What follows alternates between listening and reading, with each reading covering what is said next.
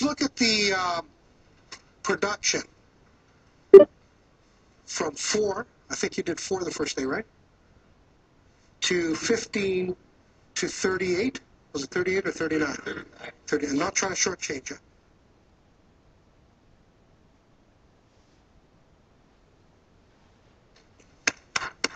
Round of applause, you guys did great. Okay. Now let's look at the scrap.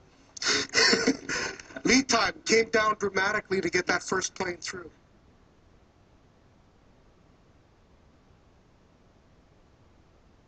Now, why did the lead time come down?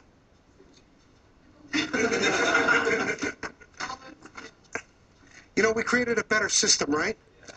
So we said lot size is 1 rather than 5. Scrap. Interesting. Went the way it was supposed to. Okay, the system is such that we got more efficient at creating scrap during day 2. And then you'll see day 3 we went down to very little scrap again.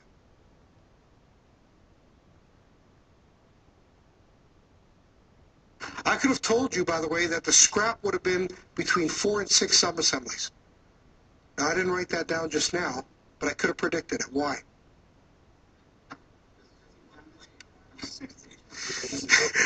Because I've done this before. I like that one. No. We forced the system to control the amount of inventory, didn't we? We said that there's no more than 1 in the queue, no more 1 in your area. So as we counted the scrap, there should only have been 1 in queue and 1 you're building. So it would have been 2 maximum per area. That's why. So the system didn't allow to have more scrap. Work in process. We had a lot of inventory and work in process.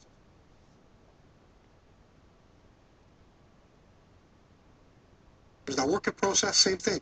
Work in process went down. Tack time. We want it to be under 17.9 minutes per plane in order to commit to the 24 planes we needed to use.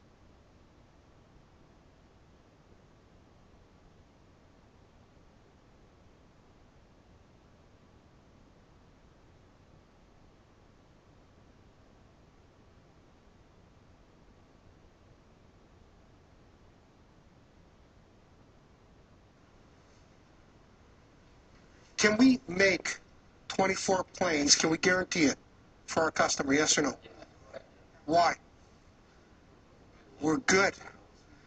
Now, do we have waste in this system? Yes or no? Yes. Yes. Mike knows why, right? Now, you look at this. Where is the bottleneck? Let's talk about the bottleneck rather than waste. Where's the bottleneck? Well, okay, 5. Okay, everybody sees 5 as the bottleneck? Is it? How many planes do we need to produce? How many did we produce here? 39. We actually produced 15 more planes than we needed, right? We don't have a bottleneck internally, do we? Where is the bottleneck? Sales. Right on. The focus changes. So sales, if they went out and sold more, they could bring the demand more. The tack time would come down. We could actually produce more. So why aren't we pushing sales to sell more, right? Make sense? At the end of day 2, if you looked at all these changes, we only did half of them. We didn't do a very good job because scrap was high, wasn't it? Things were still chaotic. We're actually more efficient at making scrap. But after we implement all the changes, we're doing way better. So overall, if we implement a complete system, we're doing great. If we implement half a system, the results are very skewed. Everybody see that? Efficiency. Now, what do you think the efficiency was? Day 1, day 2, and day 3. From an efficiency standpoint, everybody know what efficiency is in manufacturing? Yeah, it's more like we have a standard, and do we do it to the standard? Yes or no? So at workstation 1, somebody went out there as an engineer and timed how long it would take. And if people aren't doing it to that timing, then they're less efficient. 100% efficient is if they did it to the standard. So Looking at these numbers, which do you think has the highest standard? Day 1, 2, or 3? The highest efficiency. You're saying this is, for efficiency's sake, this is number 1? And what's day 1? Is that, this is 2? And day 2 is the last on the list? That's your guess?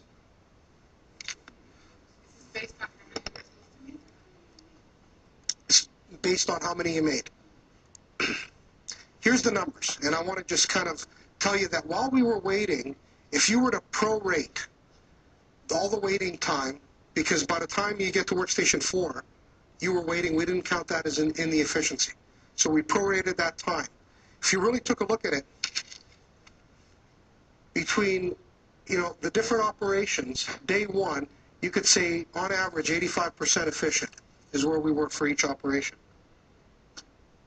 Day 2, we were at 94% efficient. Does that make sense? Because day 2, we were actually working a lot more, weren't we? Produced a lot more scrap, so we were a lot more efficient at producing scrap. And then day 3, this might shock you a little bit, 76% efficient.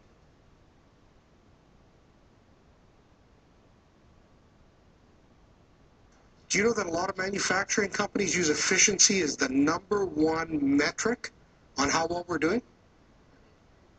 No, not at all. As a matter of fact, when we did this with PAL Manufacturing, everybody said, that's crazy, let's not do that again. So if we want to get stuff out the door, we better be thinking about it as a system, not how well one operation is doing. Because it's the system that counts, right? So those are the numbers. It's pretty shocking when you look at the efficiency that day 3, even though it was our best day, we shipped the most. From an efficiency standpoint, we're actually the worst. So it's not a good measure. What is a good measure? What do you think? Good. Number of planes out the door. That would make sense.